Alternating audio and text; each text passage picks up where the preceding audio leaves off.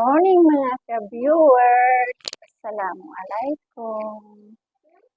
So, ngayong araw ay wala po tayong ganap. So, ito, nag-i-study kami ng aking anak. Tinuturuan ko siya ng mga chef. Yan. Saka mga fruits. Yan. And alphabets. Animals and birds. Saka itong writing and colors. Ayan. Numbers and colors. Ito lines. Mga activities niya. Ayan. Pero hindi ko pa dyan tinuturo. Hindi ko pa dito siya tinuturuan ng, hindi niya pa alam ito. At saka itong lines, minsan ko lang siya tinuturuan hawakan yung kanyang kamay para mag, ng letter A, yun, magsulat. Saka, minsan, tinuturuan ko rin siya ng mga vegetable.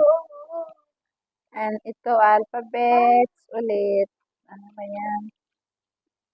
Yan, alphabets. Dalawa po yung kanyang alphabets na ganito. At saka itong Arabic. Saka ito, meron din siyang mga numbers dito. Yung mga numbers na to, ang ginagawa ko guys ay pinapabigay ko sa kanya kung anong number ito, number 5, ayan siya, oh, ayan. Magkulit yan siya. So, yun. Saka meron din pala siyang mga ganito blocks, bigay ng kanyang lolas, bigay ng kanyang pinsan, yan. At yun, meron siyang, ayan, yung car niya, blue car. At meron din siyang binili ni baba niya na dump truck. Ayan, tatlo po yan siya, red, saka yellow, and green. Pero tinago ko muna yung green at saka yellow kasi binasag na agad. So, ito lang yung nabasag na ito. Pero ito lang yung hindi ko tinago kasi ito lang yung ipapagamit sa kanya. Saka yan yung Quran ng baba niya. Tapos kinukuha niya. So, meron din pala binigay yung lola niya na yan. Sinusulatan niya.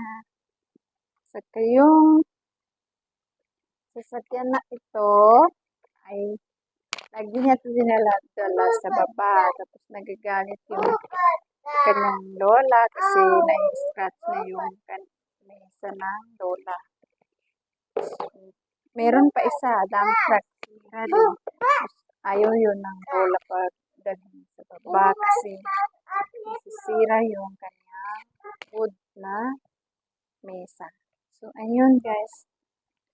Linilimitan ko siya manonood ng TV kasi favorite na yung TV na yan. Kailangan din natin yan siya limitan. So, ayun guys. So, ito po yung nagiging bonding namin mag-ina. So, pinipilit ko talaga araw-araw na kahit 30 minutes, 15 minutes lang ay maturuan ko siya. Kasi, siyempre, araw-araw tumatanda rin siya. Tapos, malapit na siya magpasok sa eskwelahan. So, this year siya magpapasok sa school. So, yun. At hinahandle ko rin siya kung paano siya magpunta ng CR.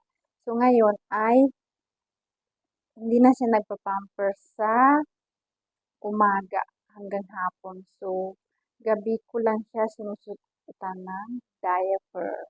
So, yun. Unti-unti ko siyang sinasanay para naman yun, iwas gastos na rin sa pagbili ng diaper. Siyempre, pag maging okay na siya, so yung pambili namin ng diaper ay magagamit na namin sa pagbabayad ng fees niya sa school. At yun nga, at tinatry ko rin siya na drinking milk kasi yun yung sabi ng kanyang doctor. Tapos, isa pa, sinabi ng kanyang doctor na less milk daw siya kasi matanda na siya. Tapos, solid, yung food na lang yung ibibigay mo. Tulad ng vegetable, fruits, basta mga masustansyang pagkain. So, pwede naman siya uminom ng gatas, pero sa baso, pero siyempre, bata pa siya, hindi pa niya kaya, or hindi pa niya, gusto pa rin niya yung daddy talaga sa feeder. So, yun. Dati, umiinom siya ng 4 kg 2 days, ngayon